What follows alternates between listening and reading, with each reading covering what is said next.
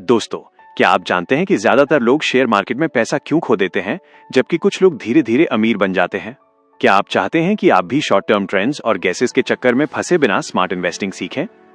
आज हम बात करने वाले हैं a random walk down wall street के बारे में, जिसे लिखा है बर्टन मैलकियल ने।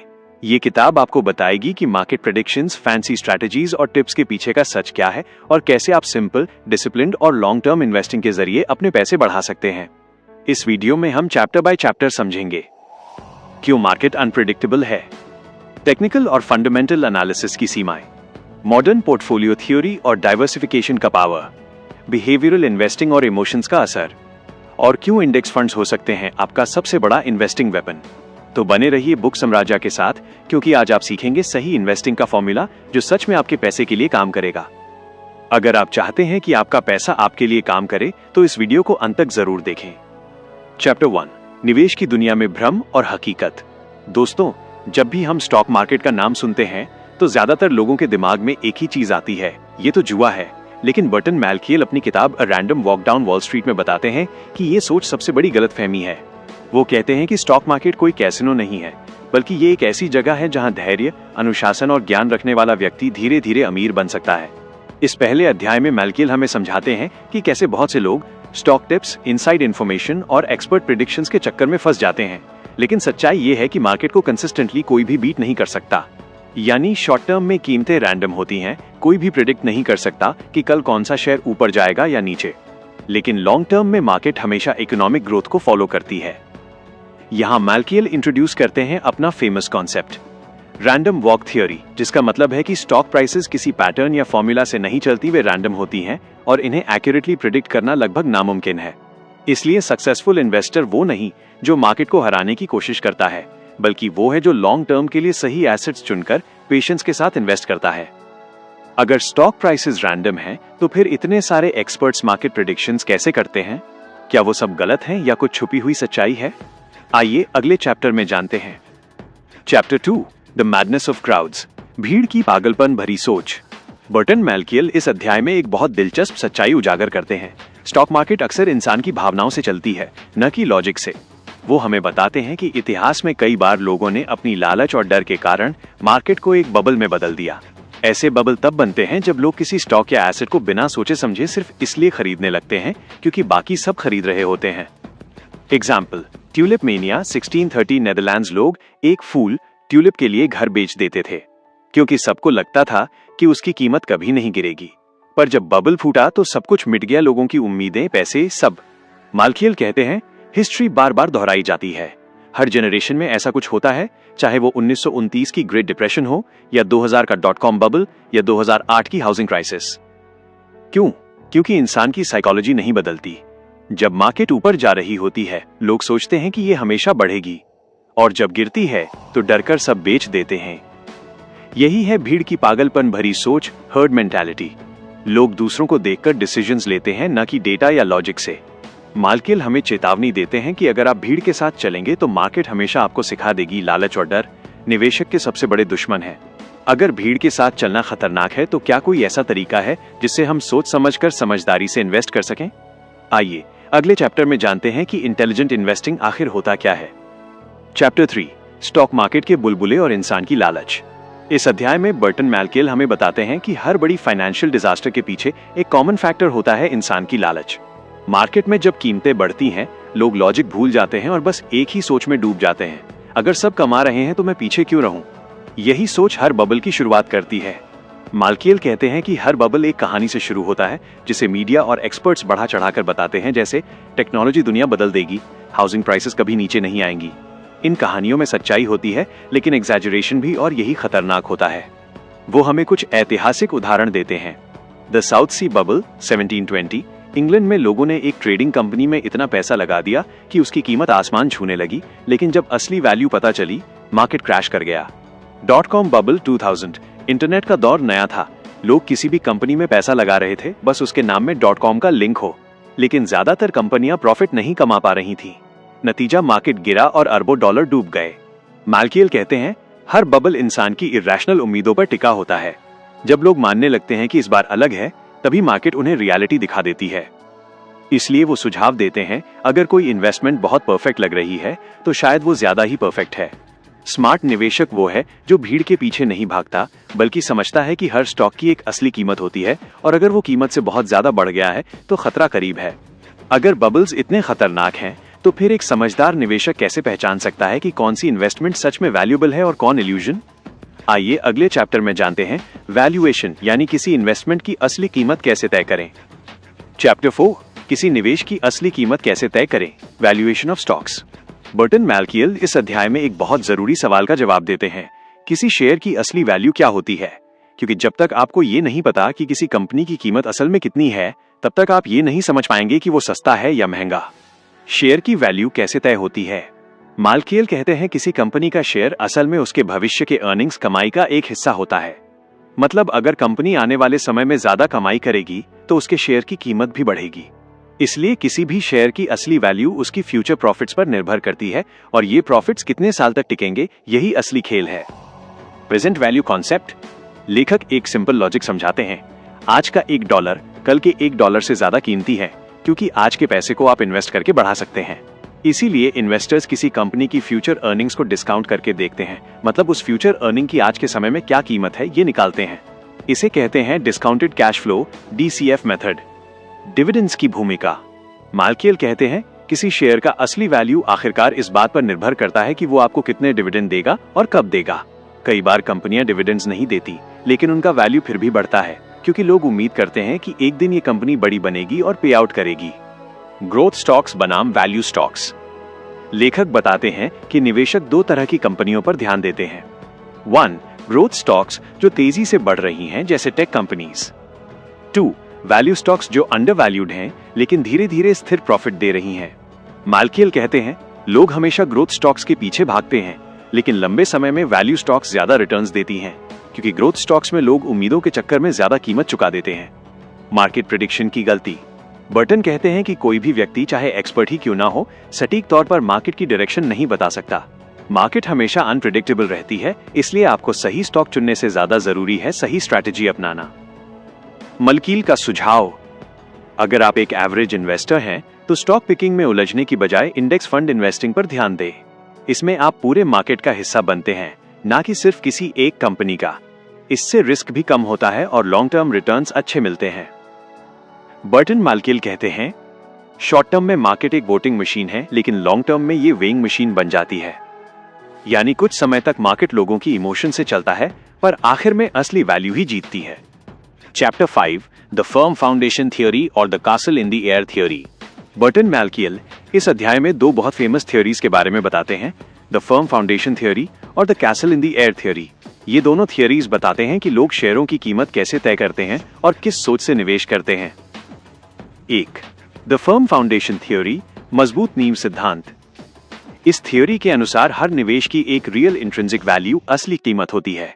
ये कीमत कंपनी की असली कमाई, डिविडेंड्स, ग्रोथ रेट और रिस्क पर निर्भर करती है। मतलब अगर किसी कंपनी की नींव मजबूत है, उसकी कमाई लगातार बढ़ रही है और वो स्थिर है, तो उसका शेयर असली मायने में वैल्यूएबल है, भले ही अभी मार्केट उसे ज्यादा पसंद न कर रहा हो। इस थ्योरी के मुताबिक अगर शेयर की मार्केट प्राइस उसकी इंट्रिंसिक वैल्यू से कम है तो ये खरीदने का मौका है, और अगर मार्केट प्राइस ज्यादा है तो बेचने का समय है। बर्टन कहते हैं ये तरीका इन्वेस्टर्स को लॉजिक और एनालिसिस पर आधारित निर्णय लेना सिखाता है, ना कि भीड़ के पीछे भागने पर। 2. The castle in the air theory, हवा में बने महल की थ्योरी। अब इस थ्योरी का सोच बिल्कुल उल्टा है। इसमें कहा गया है कि शेयर की कीमत इस पर नहीं निर्भर करती कि वो कंपनी कितना कमाती है, बल्कि इस पर कि लोग सोचते क्या हैं कि बाकी लोग सोचेंगे। मतलब अगर सबको लगता है कि कोई शेयर बढ़ेगा तो सब उसे खरीदने लगते हैं और कीमत वाकई बढ़ जाती है। यानी वैल्यू रियलिटी से नहीं, मार्केट साइकोलॉजी से बनती है। बर्टन इसे ग्रेटर फूल थ्योरी से जोड़ते हैं, जिसमें हर कोई सोचता है कि मैं ये शेयर अभी खरीद लूंगा क्योंकि बाद में कोई और इसे मुझसे महंगा खरीद लेगा। लेकिन जब ये फूल्स खत्म हो जाते हैं तो पूरा महल गिर जाता है और बबल फूट जाता है। एग्जाम्पल्स से समझें। बर्टन मैल्कियल रियल वर्ल्ड एग्जाम्पल्स देते हैं, जैसे ट्यूलिप मेनिया 17वीं सदी में, .com बबल और हाउसिंग बबल 2008। इन सभी में लोग असली वैल्यू नहीं देख रहे थे, बस ये सोच रहे थे कि बाकी सब खरीद रहे हैं तो मैं भी खरीदता हूं, और जब सच सामने आया बाजार धड़ाम से गिर गया। बर्टन का वर्डिक्ट। बर्टन कहते हैं दोनों थ्योरीज में कुछ सच्चाई है, लेकिन अगर आप लंबे समय के लिए निवेश कर रहे हैं तो फर्म फाउंडेशन अप्रोच ज्यादा सुरक्षित है, क्योंकि मार्केट का मूड बदल सकता है पर कंपनी की असली वैल्यू टिकाऊ होती है। शेयर बाजार में अमीर बनने के लिए जरूरी है कि आप समझे, शॉर्ट टर्म में लोग कहानी खरीदते हैं लेकिन लॉन्ग टर्म में सिर्फ रियलिटी जीतती है। चैप्टर 6 टेक्निकल एनालिसिस और फंडामेंटल एनालिसिस, कौन सही रास्ता है। दोस्तों, अब बर्टन मैलकियल हमें शेयर मार्केट की दो सबसे चर्चित निवेश रणनीतियों से परिचित कराते हैं, टेक्निकल एनालिसिस और फंडामेंटल एनालिसिस। दोनों का मकसद एक ही है, सही शेयर खरीदना और सही समय पर बेचना, लेकिन दोनों का तरीका पूरी तरह अलग है। 1. टेक्निकल एनालिसिस, चार्ट्स और पैटर्न की दुनिया। टेक्निकल एनालिस्ट्स मानते हैं कि प्राइस हिस्ट्री खुद सब कुछ बताती है। उनके अनुसार जो कुछ भी कंपनी के बारे में जानना है वो पहले से ही शेयर की कीमत में शामिल है, इसलिए वो कंपनी के बैलेंस शीट या अर्निंग्स नहीं देखते बल्कि चार्ट्स, पैटर्न्स और ट्रेंड्स को एनालाइज करते हैं। उदाहरण के लिए, अगर किसी शेयर की कीमत लगातार बढ़ रही है तो टेक्निकल एनालिस्ट कहेगा इसमें मोमेंटम है, ये और बढ़ेगा। अगर कीमत गिर रही है तो वो कहेगा इससे दूर रहो, ये और गिरेगा। बर्टन मजाक में कहते हैं, टेक्निकल एनालिसिस ऐसा है जैसे कोई व्यक्ति पीछे मुड़कर ये बताने की कोशिश कर रहा हो कि आगे का रास्ता कैसा होगा, क्योंकि ये भविष्यवाणी पास डेटा के आधार पर करता है जो हर बार सटीक नहीं हो सकता। 2. फंडामेंटल एनालिसिस, कंपनी की असली ताकत पर भरोसा। अब आते हैं फंडामेंटल एनालिसिस पर। यह अप्रोच कहती है कि किसी कंपनी की असली वैल्यू, इंट्रिंसिक वैल्यू को समझो। इसमें इन्वेस्टर कंपनी की financial reports, earnings, management quality, debt, growth और मार्केट शेयर जैसी चीजों का गहराई से अध्ययन करता है। अगर किसी कंपनी का इंट्रिंसिक वैल्यू मार्केट प्राइस से ज्यादा है तो उसे अंडरवैल्यूड मानकर खरीदा जाता है। बर्टन बताते हैं कि ये तरीका बेंजामिन ग्रेहम और वॉरेन बफेट जैसे लेजेंड्स का पसंदीदा है, क्योंकि ये स्पेकुलेशन नहीं बल्कि रैशनल इन्वेस्टिंग पर आधारित है। लेकिन बर्टन ये भी कहते हैं कि फंडामेंटल एनालिसिस भी हर बार सही नहीं होता, क्योंकि असली वैल्यू को सही सही कैलकुलेट करना असंभव है। मार्केट हमेशा उम्मीदों और डर के बीच झूलता रहता है। बर्टन मैलकियल का न्यूट्रल वर्डिक्ट। बर्टन कहते हैं दोनों मेथड्स में कुछ न कुछ कमियां हैं। टेक्निकल एनालिसिस इमोशंस और भीड़ पर चलता है, जबकि फंडामेंटल एनालिसिस असम्पशंस पर। उनका कहना है कि मार्केट पूरी तरह प्रेडिक्टेबल नहीं है और कोई भी मेथड 100% एक्यूरेट नहीं हो सकता। इसलिए इन्वेस्टर्स को इन टूल्स को गाइडलाइन की तरह इस्तेमाल करना चाहिए, ना कि भविष्य बताने वाली मशीन की तरह। Real world example. 2000 के .com बबल में एनालिस्ट्स ने चार्ट्स और फ्यूचर प्रॉफिट्स देखकर टेक स्टॉक्स को आसमान पर पहुंचा दिया, पर जब रियलिटी सामने आई तो वही स्टॉक्स जमीन पर आ गिरे। ये बताता है कि चाहे टेक्निकल हो या फंडामेंटल, अंधा भरोसा किसी पर मत करो। इन्वेस्टिंग का असली सीक्रेट ये नहीं है कि आपको कौन सी थ्योरी आती है, बल्कि ये कि आप कब लालच और डर पर काबू रखते हैं। अब सवाल ये उठता है, अगर दोनों एनालिसिस तरीकों की अपनी सीमाएं हैं तो एक आम निवेशक को क्या करना चाहिए? कौन सा रास्ता लॉन्ग टर्म वेल्थ की गारंटी देता है? चैप्टर 7 मॉडर्न पोर्टफोलियो थ्योरी, जोखिम कम, रिटर्न ज्यादा। दोस्तों, अब बर्टन मैलकियल हमें एक ऐसे कॉन्सेप्ट से मिलवाते हैं जिसने पूरी इन्वेस्टिंग दुनिया को बदल दिया, मॉडर्न पोर्टफोलियो थ्योरी, MPT। इस थ्योरी का सिंपल सा आइडिया है, don't put all your eggs in one basket, यानी डाइवर्सिफिकेशन ही वेल्थ बिल्डिंग की सबसे बड़ी चाबी है। 1. मॉडर्न पोर्टफोलियो थ्योरी क्या है? इस थ्योरी को हैरी मार्कोविट्ज ने 1950 में डेवलप किया था। उन्होंने कहा कि एक इंडिविजुअल स्टॉक रिस्क भरा होता है, लेकिन अगर आप अलग अलग इंडस्ट्रीज, कंपनीज और कंट्रीज के शेयरों में निवेश करें तो आप रिस्क को कम करके भी अच्छा रिटर्न पा सकते हैं। बर्टन इसे समझाते हुए कहते हैं, परफेक्ट पोर्टफोलियो वो नहीं जो सबसे ज्यादा प्रॉफिट दे, बल्कि वो जो कम रिस्क में अच्छा प्रॉफिट दे, यानी risk management equal smart investing. 2. Risk vs return का बैलेंस। हर इन्वेस्टमेंट में दो चीजें होती हैं। 1. एक्सपेक्टेड रिटर्न, यानी आप कितना कमा सकते हैं। 2. रिस्क वॉलेटिलिटी, यानी कीमतों में उतार चढ़ाव का डर। मॉडर्न पोर्टफोलियो थ्योरी सिखाती है कि अगर आप ऐसे एसेट्स को मिलाते हैं जिनका परफॉर्मेंस एक दूसरे से जुड़ा नहीं है, तो आप पूरे पोर्टफोलियो का रिस्क कम कर सकते हैं। उदाहरण के लिए, अगर आपने टेक स्टॉक्स में भी पैसा लगाया है और साथ ही हेल्थ केयर या बॉन्ड्स में भी, तो अगर टेक गिरता है, हेल्थ केयर संभाल सकता है। 3. Correlation, secret ingredient of diversification. Burton बताते हैं कि हर इन्वेस्टमेंट एक जैसा बिहेव नहीं करता। कुछ स्टॉक्स एक साथ बढ़ते हैं, हाई कॉरिलेशन, कुछ एक बढ़ता है तो दूसरा गिरता है, लो कॉरिलेशन। स्मार्ट इन्वेस्टर वो होता है जो ऐसे इन्वेस्टमेंट्स चुनता है जिनका कॉरिलेशन कम हो, ताकि पूरे पोर्टफोलियो पर एक झटका न लगे। 4. एफिशिएंट फ्रंटियर, परफेक्ट पोर्टफोलियो की सीमा। मार्कोविट्ज ने एक मैथमेटिकल ग्राफ बनाया जिसे कहते हैं एफिशिएंट फ्रंटियर। यह बताता है कि किसी भी रिस्क लेवल पर आपको मैक्सिमम पॉसिबल रिटर्न कैसे मिल सकता है। बर्टन कहते हैं, आप मार्केट को बीट नहीं कर सकते, लेकिन आप रिस्क को बीट जरूर कर सकते हैं। 5 प्रैक्टिकल एग्जाम्पल। मान लीजिए आपके पास 1 लाख रुपए हैं। अगर आप इसे सिर्फ एक कंपनी में लगा देंगे तो उस कंपनी के डूबने पर आपका सब कुछ खत्म। लेकिन अगर आप उसी पैसे को 10 अलग अलग सेक्टर्स में बांट देंगे तो एक कंपनी के गिरने से कोई बड़ा नुकसान नहीं होगा। डाइवर्सिफिकेशन आपको मार्केट के झटकों से बचाता है। 6 बर्टन की सलाह। कभी भी सारे पैसे एक ही जगह पर मत लगाओ। स्टॉक्स, बॉन्ड्स, इंडेक्स फंड्स और कैश, इन सब का मिक्स पोर्टफोलियो बनाओ। और सबसे जरूरी, लालच मत करो। बर्टन कहते हैं, स्मार्ट इन्वेस्टिंग का मतलब है पेशेंस जोड़ डिसिप्लिन जोड़ डाइवर्सिफिकेशन। मॉडर्न पोर्टफोलियो थियोरी हमें यह सिखाती है कि वेल्थ बनाने का खेल लक या प्रिडिक्शन का नहीं, बल्कि बैलेंस और प्लानिंग का है। अब सोचिए, अगर डाइवर्सिफिकेशन इतना पावरफुल है तो क्या हम ऐसा पोर्टफोलियो बना सकते हैं जो मार्केट के गिरने पर भी स्टेबल रहे और बढ़ने पर बूम करे? यही सीक्रेट बर्टन अगले चैप्टर में खोलते हैं, जहां वो बताते हैं बिहेवियरल इन्वेस्टिंग, दिमाग और भावनाएं कैसे हमारी वेल्थ को बर्बाद करती हैं। Chapter 8 behavioural investing. निवेशक का सबसे बड़ा दुश्मन उसका खुद का दिमाग। दोस्तों, इस अध्याय में बर्टन मलकील हमें एक बहुत गहरी सच्चाई से मिलवाते हैं। स्टॉक मार्केट में सबसे बड़ा जोखिम न तो गिरते हुए दाम है, न खराब कंपनियां, बल्कि खुद हम हैं, हमारी सोच और हमारी भावनाएं। 1 ह्यूमन बिहेवियर और मनी एक जटिल रिश्ता। बर्टन कहते हैं, इन्वेस्टिंग रैशनल लोगों का खेल नहीं, बल्कि भावनात्मक फैसलों का जाल है। हम जब भी पैसा इन्वेस्ट करते हैं तो हम खुद को बहुत समझदार समझते हैं, लेकिन जैसे ही मार्केट गिरता है हमें डर लगने लगता है, और जब मार्केट बढ़ता है हमें लालच घेर लेता है। यही फियर और ग्रीड वो 2 जज्बात हैं जो हर इन्वेस्टर की फाइनेंशियल जर्नी को खराब कर देते हैं। 2 कॉमन साइकोलॉजिकल मिस्टेक्स। बर्टन बताते हैं कि ज्यादातर लोग इन्वेस्टिंग के दौरान कुछ मेंटल ट्रैप्स में फंस जाते हैं। ओवर कॉन्फिडेंस, अति आत्मविश्वास। लोग सोचते हैं कि उन्हें मार्केट की डायरेक्शन पता है। वे बार बार बाई सेल करके शॉर्ट टर्म प्रॉफिट कमाना चाहते हैं, पर एंड में ज्यादातर नुकसान कर बैठते हैं। बी हर्ड मेंटालिटी, भीड़ का पीछा करना। मार्केट में कोई स्टॉक अचानक बढ़ जाए तो लोग बिना रिसर्च के बस ट्रेंड देखकर खरीद लेते हैं। बर्टन कहते हैं, अगर सब एक दिशा में भाग रहे हैं तो शायद वो क्लिफ की ओर जा रहे हैं। सी लॉस अवर्जन, नुकसान का डर। लोग लॉस को एक्सेप्ट नहीं करते। वो गिरते हुए स्टॉक्स को बेचने से डरते हैं और ऐसे इन्वेस्टमेंट्स पकड़े रहते हैं जो उनके पैसे को स्लोली खा रहे होते हैं।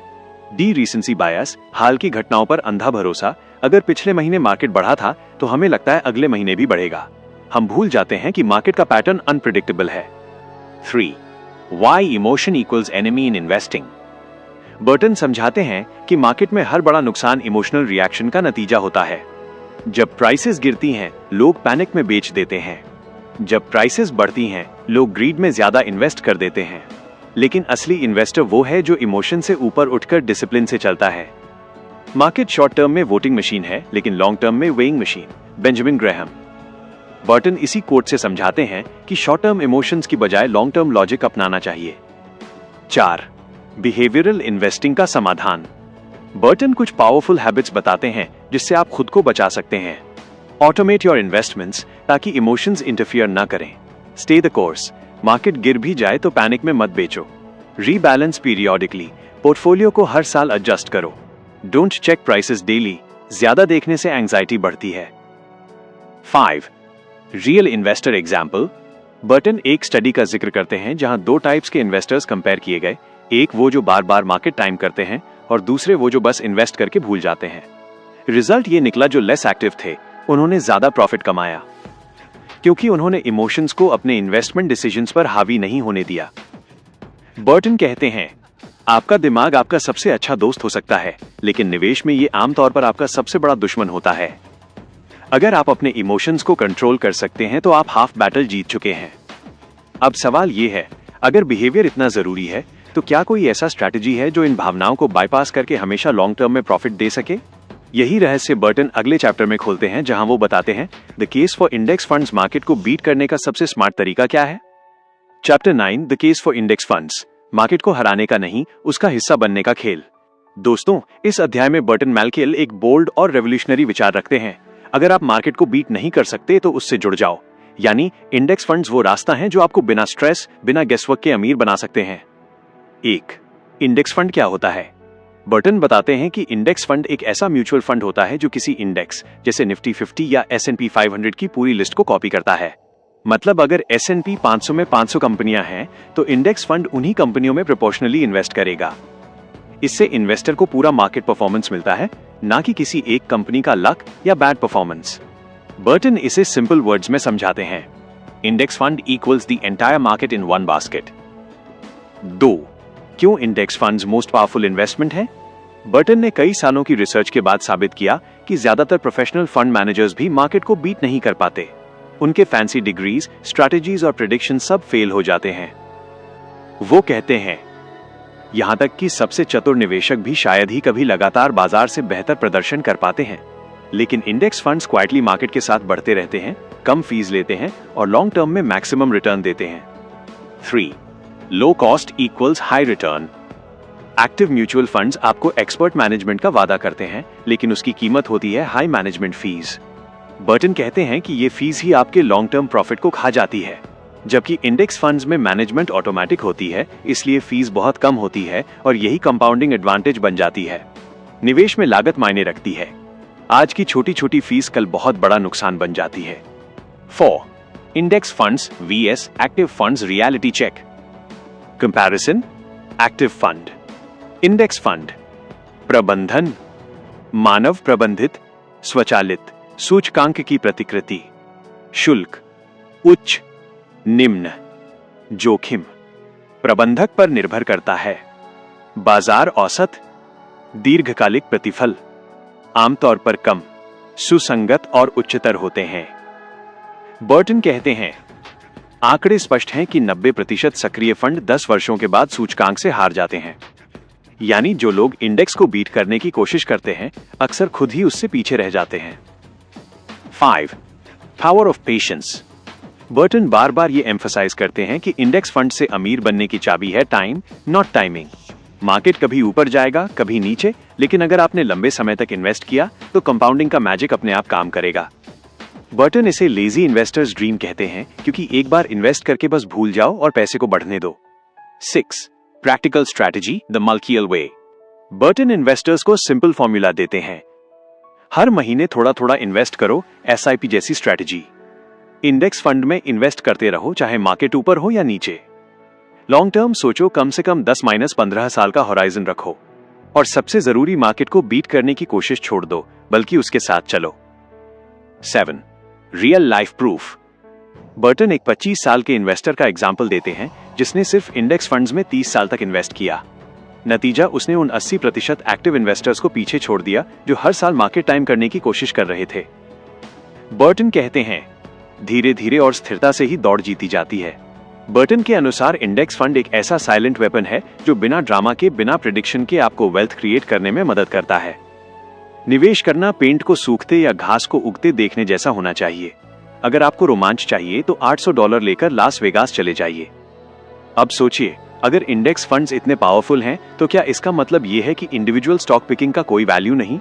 या क्या कोई ऐसा तरीका है जिससे दोनों को बैलेंस किया जा सके? यही इंटरेस्टिंग सवाल का जवाब बर्टन अगले अध्याय में देते हैं। A life cycle guide to investing, हर उम्र के लिए सही निवेश रणनीति। Chapter 10, a life cycle guide to investing, हर उम्र के लिए सही रणनीति। दोस्तों, अब बर्टन मैल्किल हमें बताते हैं कि इन्वेस्टिंग सिर्फ स्टॉक्स खरीदने बेचने का खेल नहीं है, बल्कि जीवन भर की फाइनेंशियल प्लानिंग का हिस्सा है। हर उम्र के लोगों के लिए अलग स्ट्रैटेजी होनी चाहिए ताकि रिस्क और रिवॉर्ड का सही बैलेंस बन सके। 1. युवा निवेशक 20-30। बर्टन कहते हैं कि युवाओं के पास सबसे बड़ी ताकत है टाइम। कंपाउंडिंग का मैजिक सबसे अच्छे तरीके से काम करता है जब आपके पास समय ज्यादा हो। रिस्क लेने की क्षमता भी सबसे ज्यादा इसी उम्र में होती है। स्ट्रैटेजी, अग्रेसिव पोर्टफोलियो, ज्यादातर स्टॉक्स में इन्वेस्ट करें। इंडेक्स फंड्स जोड़ ग्रोथ स्टॉक्स मिक्स करें। बॉन्ड या सेफ एसेट्स कम रखें। मतलब, अगर मार्केट गिरता भी है तो 30-40 साल का होराइजन आपको रिकवर करने में मदद करेगा। 2. मध्य आयु निवेशक 40-50। इस उम्र में रिस्क कम करना जरूरी होता है। रिटायरमेंट की प्लानिंग शुरू हो जाती है। डेट, चिल्ड्रंस एजुकेशन और फैमिली रिस्पॉन्सिबिलिटीज बढ़ जाती हैं। स्ट्रैटेजी, पोर्टफोलियो में डाइवर्सिफिकेशन बढ़ाएं। बॉन्ड्स और सेफ एसेट्स का हिस्सा बढ़ाएं। अग्रेसिव इन्वेस्टमेंट्स को धीरे धीरे कम करें।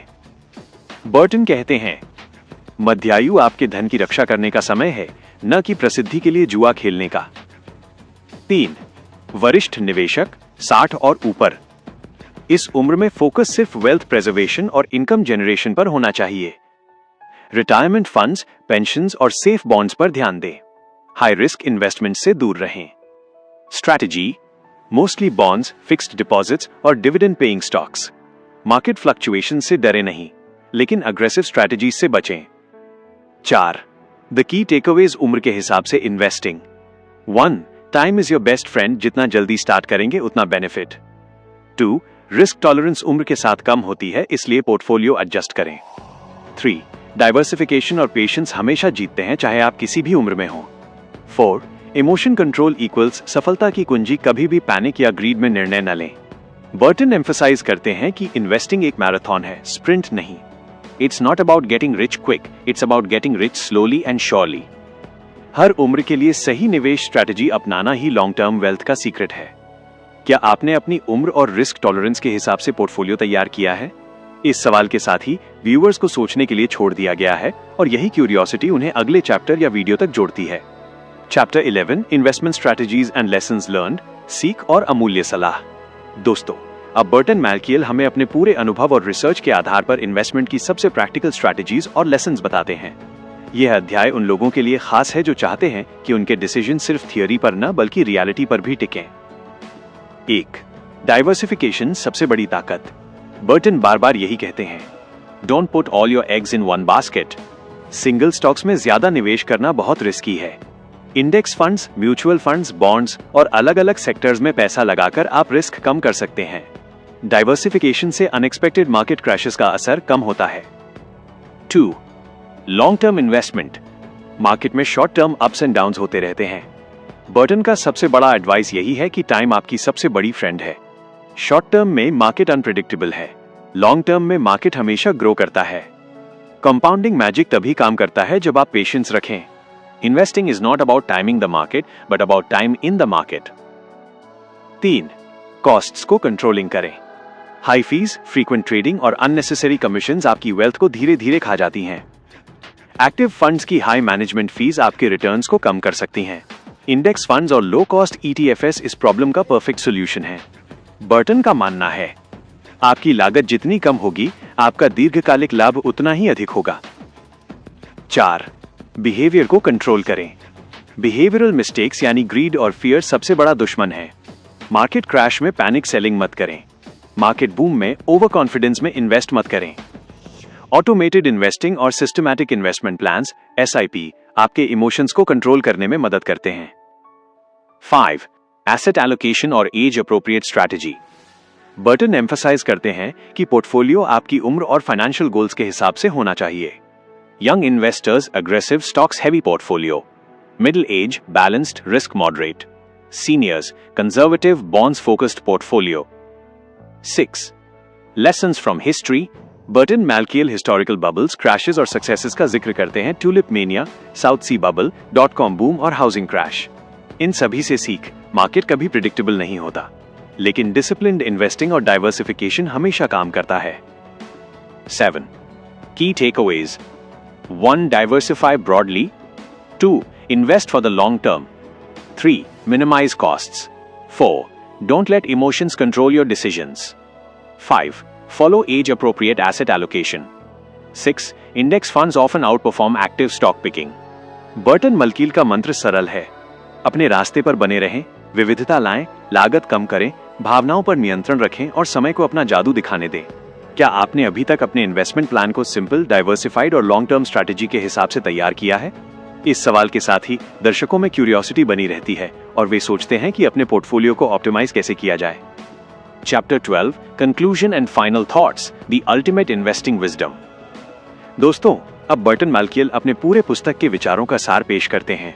ये अध्याय इन्वेस्टर्स के लिए गाइडिंग प्रिंसिपल्स और फाइनल एडवाइस लेकर आता है, जिससे आप अपने फाइनेंशियल जर्नी को स्मार्ट और डिसिप्लिन बना सकते हैं।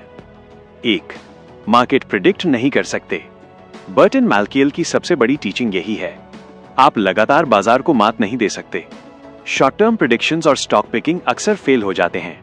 मार्केट हमेशा अनप्रिडिक्टेबल है और बबल्स और क्रैशेस आते रहते हैं, इसलिए कोशिश करें कि आप मार्केट को बीट करने की बजाय उसका हिस्सा बने। 2. इंडेक्स फंड्स इक्वल सबसे practical solution. Index funds long term में लो कॉस्ट और डाइवर्सिफाइड इन्वेस्टमेंट ऑप्शन है। ये आपके रिस्क को मिनिमाइज करते हैं और रिटर्न मैक्सिमाइज। बर्टन एम्फसाइज करते हैं कि लेजी इन्वेस्टिंग स्ट्रैटेजी भी पावरफुल हो सकती है अगर पेशेंस और डिसिप्लिन हो। 3. टाइम, पेशेंस और डिसिप्लिन सबसे बड़ी ताकत। कंपाउंडिंग की शक्ति तभी काम करती है जब आप लॉन्ग टर्म होराइजन रखें। मार्केट अप्स एंड डाउन्स में घबराना नहीं चाहिए। रेगुलर इन्वेस्टिंग और ऑटोमेटेड प्लान्स सिर्फ इमोशंस को कंट्रोल करने में मदद करते हैं। 4. Diversification and asset allocation. हमेशा पोर्टफोलियो को डाइवर्सिफाई करें। Stocks, bonds, mutual funds, index funds और ग्लोबल एसेट्स। अपनी उम्र और फाइनेंशियल गोल्स के हिसाब से एसेट एलोकेशन एडजस्ट करें। रिस्क कंट्रोल और वेल्थ प्रिजर्वेशन के लिए ये क्रिटिकल है। 5. Behavioural awareness. सबसे बड़ा एनिमी अक्सर आपका खुद का ब्रेन और इमोशंस है। फियर और ग्रीड से बचें। सिस्टमैटिक, डिसिप्लिन्ड इन्वेस्टिंग ही लॉन्ग टर्म सक्सेस दिलाता है। बर्टन कहते हैं, निवेश करना आसान तो है, लेकिन आसान नहीं। ये धैर्य, व्यवहार और निरंतरता की परीक्षा है। 6. Historical lessons. tulipmania.com bubble housing crash history हमें बताती है कि मार्केट इरैशनल हो सकता है। पास्ट मिस्टेक से सीखें, लेकिन डर की वजह से इन्वेस्ट मत छोड़ें। Long term, diversified, disciplined approach हमेशा जीतती है। क्या आप तैयार हैं अपनी इन्वेस्टिंग स्ट्रैटेजी को सिंपल, डिसिप्लिन्ड और लॉन्ग टर्म फोकस बनाने के लिए? दोस्तों, आज हमने बर्टन मैलकियल की a random walk down wall street की पूरी कहानी चैप्टर बाय चैप्टर समझी। हमने जाना कि मार्केट को प्रिडिक्ट करना मुश्किल है, डाइवर्सिफिकेशन और मॉडर्न पोर्टफोलियो थ्योरी से रिस्क कम होता है, index funds long term wealth बनाने का सबसे सिंपल और इफेक्टिव तरीका है, और सबसे बड़ी ताकत है टाइम, पेशेंस और डिसिप्लिन्ड इन्वेस्टिंग। अगर आपने इन प्रिंसिपल्स को अपनी इन्वेस्टिंग स्ट्रैटेजी में अपनाया तो आप भी मार्केट के अप्स एंड डाउन से डरने की बजाय अपने पैसे को स्मार्ट तरीके से ग्रो कर सकते हैं। अगर आपको ये वीडियो पसंद आया हो तो लाइक और शेयर जरूर करें और बुक साम्राज्य को सब्सक्राइब करें ताकि आपको मिले हर वीक फाइनेंशियल और इन्वेस्टिंग बुक्स की आसान हिंदी समरीज। और हाँ, कमेंट में जरूर बताएं आप किस इन्वेस्टिंग स्ट्रैटेजी को अपने पोर्टफोलियो में अपनाना चाहेंगे।